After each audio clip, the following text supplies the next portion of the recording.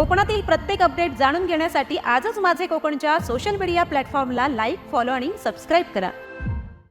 महाड तालुक्यातून एक मोठी आणि धक्कादायक बातमी समोर येते. किल्ले रायगडकडे जाणाऱ्या रस्त्यावर वरंडोली गावाजवळ भीषण अपघात घडला आहे. अक्षय कन्स्ट्रक्शन या कंपनीच्या मालकीची एक कार थेट रस्त्याच्या कडेला असलेल्या एका घरात घुसल्याने एकच खळबळ उडाली. या अपघातात घराचं आणि गाडीचं मोठं नुकसान झालं आहे. मिळालेल्या माहितीनुसार संबंधित ठेकेदार कंपनीचा चालक भरधाव वेगाने गाडी चालवत होता. त्याचा गाडीवरील ताबा सुटल्याने ही भीषण दुर्घटना घडली.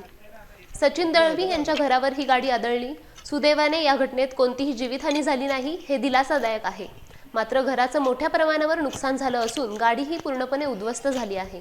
चालकाला किरकोळ दुखापत झाली आहे.